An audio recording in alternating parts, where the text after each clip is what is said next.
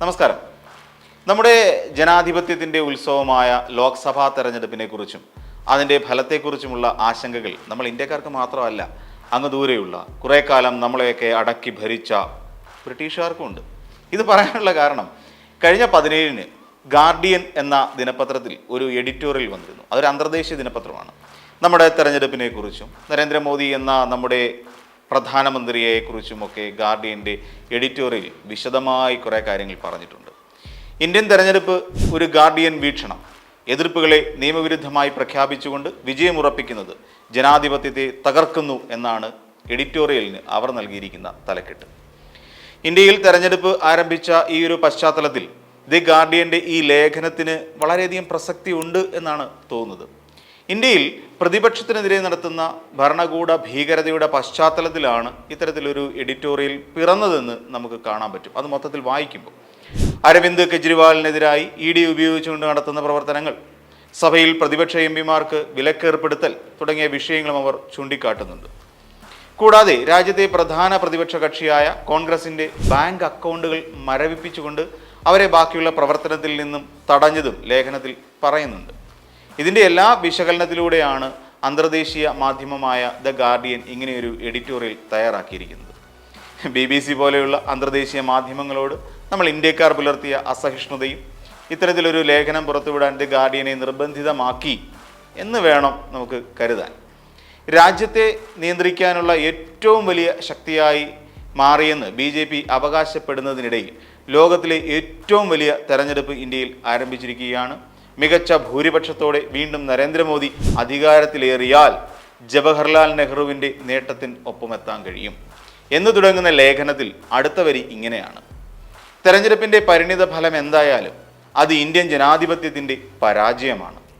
അതിന് കാരണമായി പറയുന്നത് നെഹ്റു ആത്മവിമർശനം നടത്തിയിട്ടുള്ള ഭരണാധികാരിയായിരുന്നു എന്നുള്ളതാണ്. പക്ഷേ സ്വന്തം വിമർശനത്തെ അല്ലെങ്കിൽ സ്വന്തം നേതൃത്വത്തെ പോലും വിമർശിക്കാൻ ഈ നെഹ്റു തയ്യാറായിട്ടുണ്ട്. പക്ഷേ മോദിയെ വിമർശിക്കാൻ സ്വന്തം എതിരാളികൾക്ക് പോലും അവസരം അദ്ദേഹം കൊടുത്തിട്ടില്ല എന്ന രൂക്ഷമായ വിമർശനമാണ് ഗാർഡിയൻ എന്ന അന്തർദേശീയ ദിനപത്രം ഉയർത്തുന്നത്. ആശയങ്ങൾ തമ്മിലുള്ള മത്സരത്തോടൊപ്പം പൗരന്മാർക്ക് തുല്യ പരിഗണന ലഭിക്കുകയും ചെയ്യുമ്പോഴാണ് ജനാധിപത്യം അതിൻ്റെ പൂർണ്ണമായ അർത്ഥത്തിൽ പ്രവർത്തിക്കുന്നത്. അതേസമയം ഇന്ത്യയിലെ സ്ഥിതി നേരെ മറിച്ചാണ്. രാജ്യത്തെ പ്രധാന പ്രതിപക്ഷമായ കോൺഗ്രസ് പാർട്ടിയുടെ ബാങ്ക് അക്കൗണ്ടുകൾ മരവിപ്പിച്ചുകൊണ്ടാണ് അവരെ അടിച്ചമർത്തിയത്. രാജ്യത്തെ ആദായ നികുതി വകുപ്പും EDയും അറസ്റ്റ് ചെയ്തവരെല്ലാം തന്നെ പ്രതിപക്ഷ പാർട്ടിയുടെ ആളുകളായി മാറിയത് തീർത്തും ആകസ്മികമാണ് എന്ന് കരുതാൻ കഴിയില്ല. അങ്ങനെ തന്നെയാണ് നമുക്കും തോന്നുന്നത്. ഇതിനായി ഇന്ത്യയുടെ നിയമവ്യവസ്ഥയെ പോലും ആയുധമാക്കുകയാണ് എന്നുള്ള ആരോപണം അവർ ഗാർഡിയനിലൂടെ ഉന്നയിക്കുന്നുണ്ട്. Electoral ബോണ്ടിലൂടെ BJP നേട്ടമുണ്ടാക്കിയതിനെക്കുറിച്ചും പ്രതിപാദിക്കുന്നു. 2018 മുതലുള്ള കാലത്ത് BJP ഇലക്ടറൽ ബോണ്ട് വഴി നേടിയിരിക്കുന്ന ഏകദേശം 6000 കോടി രൂപയാണ്. ഈ തുക ബാക്കിയുള്ള രാഷ്ട്രീയ കക്ഷികൾ നേടിയ ആകെ തുകയേക്കാൾ കൂടുതലുമാണ്. 10 വർഷത്തെ BJP ഭരണത്തിന് ശേഷം ഇന്ത്യൻ വോട്ടർമാരുടെ മനസ്സ് മാറിയിട്ടുണ്ടാകുമെന്നാണ് ദ ഗാർഡിയൻ കണക്കുകൂട്ടുന്നത്. അതിനുള്ള കാരണങ്ങളും അവർ നിരത്തുന്നു. തൊഴിലില്ലായ്മ, പണപ്പെരുപ്പം, വരുമാനത്തിലുള്ള അരക്ഷിതാവസ്ഥ എന്നിവയാണ് ഇന്ത്യക്കാരെ ഏറ്റവും അധികം ആശങ്കാകുലരാക്കുന്നത്. ഇത് പല സർവേകളിലൂടെയും വെളിപ്പെട്ടതാണെന്നും കൂടി അവർ പറയുന്നു. ഇത്തരം കാര്യങ്ങളിൽ നരേന്ദ്രമോദിക്ക് മോശം റെക്കോർഡാണുള്ളത്. ഇത് പ്രതിപക്ഷം നിരന്തരം ഉയർത്തുന്ന ആരോപണങ്ങളുമാണ്. അഴിമതിയുടെ കാര്യത്തിൽ ഇന്ത്യ മുൻകാലങ്ങളെ അപേക്ഷിച്ച് വളരെ മുന്നിലായി കഴിഞ്ഞിട്ടുണ്ട്. സമീപകാലത്ത് ഇന്ത്യ അവകാശപ്പെടുന്ന സാമ്പത്തിക വളർച്ച എന്ന് പറയുന്നത് സമ്പന്നർക്ക് മാത്രം പ്രയോജനം ചെയ്യുന്ന തരത്തിലാണ്. ഇന്ത്യ കൊളോണിയൽ കാലത്തുണ്ടായിരുന്നതിനേക്കാൾ വലിയ സാമ്പത്തിക അസമത്വത്തിലേക്കാണ് നീങ്ങിയിരിക്കുന്നതെന്നും ഗാർഡിയനിൽ പറയുന്നു. എന്താണ് കൊളോണിയൽ കാലം എന്നുള്ളത് മനസ്സിലായല്ലോ. അതായത് നമ്മളെ ബ്രിട്ടീഷുകാർ അവരുടെ കോളനികളായി കൊണ്ട് നടന്ന ആ ഒരു കാലഘട്ടം. ആ ഒരു കാലഘട്ടത്തിൽ നമ്മൾ അനുഭവിച്ചിരുന്ന സാമ്പത്തിക അരക്ഷിതാവസ്ഥയേക്കാൾ അല്ലെങ്കിൽ സാമ്പത്തിക അസമത്വത്തെക്കാൾ ഏറ്റവും വലിയൊരു സാമ്പത്തിക അസമത്വത്തിലാണ് നമ്മൾ നിൽക്കുന്നത് എന്നാണ് ഗാർഡിയൻ്റെ വീക്ഷണം. ചൈനയിൽ നിന്ന് വ്യത്യസ്തമായി ലോകത്തെ ഏറ്റവും വലിയ ജനാധിപത്യ ശക്തി എന്ന നിലയിലുള്ള ഇന്ത്യയുടെ ഖ്യാതി ഉയർത്തുന്ന ഒന്നായി ഇന്ത്യയിലെ തെരഞ്ഞെടുപ്പ് മാറുന്നു. അതിലെല്ലാം ഉപരിയായി തൻ്റെ ഭരണം നിയമവിധേയമാക്കാൻ നരേന്ദ്രമോദിക്ക് ഒരു തെരഞ്ഞെടുപ്പ് നടത്തേണ്ടത് അനിവാര്യമായി മാറിയിരിക്കുന്നു. നരേന്ദ്രമോദിയെ എതിർത്ത് നിൽക്കുക എന്നുള്ളത് ഏറ്റവും അപകടകരമായി മറ്റു നേതാക്കൾക്ക് തോന്നി തുടങ്ങിയിരിക്കുന്നു. തെരഞ്ഞെടുപ്പിൽ നേടുന്ന വിജയങ്ങളെ അദ്ദേഹം ഭരണഘടനാപരമായ അവകാശങ്ങളെ തച്ചു തകർക്കുന്നതിന് വേണ്ടിയാണ് ഉപയോഗിക്കുന്നത് എന്നാണ് ആ ഗാർഡിയനിലെ ലേഖനത്തിൽ പറയുന്നത്. ആധുനിക ഇന്ത്യ ഒരിക്കലും മതത്തിൻ്റെയോ വംശീയതയുടെയോ അടിസ്ഥാനത്തിൽ അതിൻ്റെ സ്വത്വത്തെ നിർവചിച്ചിട്ടില്ല.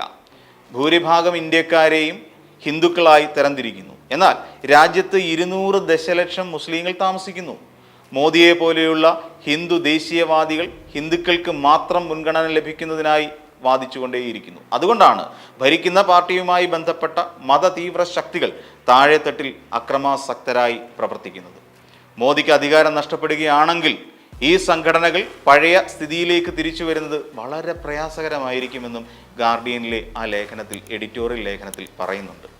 ഇത്തരം സംഘങ്ങളെ തടയാൻ ഒരു ബഹുജന മുന്നേറ്റത്തിന് മാത്രമേ കഴിയൂ എന്ന് ലണ്ടനിലെ കിങ്സ് കോളേജിലെ ക്രിസ്റ്റഫ് ജാഫർലോട്ട് ഗുജറാത്ത് അണ്ടർ മോദി എന്ന തൻ്റെ പുസ്തകത്തിൽ എഴുതിയിട്ടുള്ളതായും ഈ ലേഖനത്തിൽ പരാമർശിക്കുന്നുണ്ട്.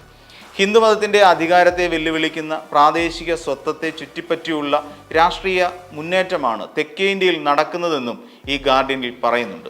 അതുകൊണ്ട് തന്നെ അവിടെയൊന്നും നരേന്ദ്രമോദിക്ക് ജനപ്രിയനാകാൻ കഴിഞ്ഞിട്ടുമില്ല. അത് ശരിയാണ് എന്ന് നമുക്ക് തോന്നുന്നുണ്ട്. മികച്ച ആരോഗ്യ, വിദ്യാഭ്യാസ, ദാരിദ്ര്യ നിർമ്മാർജ്ജന സംവിധാനങ്ങളും സാമ്പത്തിക സ്ഥിതി നിലനിൽക്കുന്ന തമിഴ്നാട് പോലെയൊരു സംസ്ഥാനത്താണ് മോദിക്ക് ഏറ്റവും കൂടുതൽ തിരിച്ചടി നേരിടേണ്ടി വരുന്നതെന്നും ലേഖനത്തിൽ സൂചിപ്പിക്കുന്നു.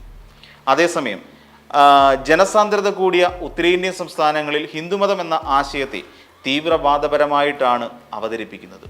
ഉത്തരേന്ത്യയിൽ BJPയുടെ പ്രധാന എതിരാളികളിൽ ഒരാളാണ് അരവിന്ദ് കെജ്രിവാൾ. ഒരു ദക്ഷിണേന്ത്യൻ മാതൃക രാജ്യതലസ്ഥാനമായ ഡൽഹിയിൽ നടത്താൻ ശ്രമിച്ച ഒരു ഭരണാധികാരിയാണ്. കഴിഞ്ഞ മാസമാണ് അദ്ദേഹം അറസ്റ്റിലായത്. ഈ സംഭവത്തെ വോട്ടർമാർ കാണുന്നത് മോദിയുടെ ആത്മവിശ്വാസമായിട്ടായിരിക്കില്ല, മറിച്ച് അരക്ഷിതാവസ്ഥയുടെ അടയാളമായിട്ടായിരിക്കാം എന്നും ഗാർഡിയൻ തയ്യാറാക്കിയ ആ എഡിറ്റോറിയൽ പറഞ്ഞിരിക്കുന്നു. ഇത്രയും കാര്യങ്ങളാണ് ദി ഗാർഡിയൻ എന്ന് പറയുന്ന ദിനപത്രം, ബ്രിട്ടീഷ് ദിനപത്രം അച്ചടിച്ചു വെച്ചിരിക്കുന്ന അവരുടെ എഡിറ്റോറിയൽ പറഞ്ഞിരിക്കുന്നത്. ശരിക്കും ഇന്ത്യ എന്ന് പറയുന്ന ഒരു മഹാരാജ്യത്തിൻ്റെ ഒരു ഭരണാധികാരിയെക്കുറിച്ച് ഇത്രയും വലിയ കാര്യങ്ങൾ, അല്ലെങ്കിൽ ഇവിടുത്തെ ഒരു രാഷ്ട്രീയ പരിതസ്ഥിതികളെക്കുറിച്ച് വളരെ കാര്യക്ഷമമായി അല്ലെങ്കിൽ കാര്യമായി തന്നെ എഴുതിയിരിക്കുന്നുണ്ട്. ചില കാര്യങ്ങളിൽ നമ്മൾ ഗാർഡിയൻ എന്ന് പറയുന്ന പത്രത്തോട് യോജിക്കാൻ കഴിയുമെങ്കിലും ഒരു ബ്രിട്ടീഷ് ദിനപത്രം ഇന്ത്യൻ തെരഞ്ഞെടുപ്പിൻ്റെ ഈ കാലത്ത് എഴുതിയിരിക്കുന്ന ലേഖനം ഇന്ത്യൻ രാഷ്ട്രീയത്തെ ഏത് രീതിയിൽ ബാധിക്കുമെന്നും നമുക്ക് ആശങ്കപ്പെടേണ്ടിയിരിക്കുന്നു.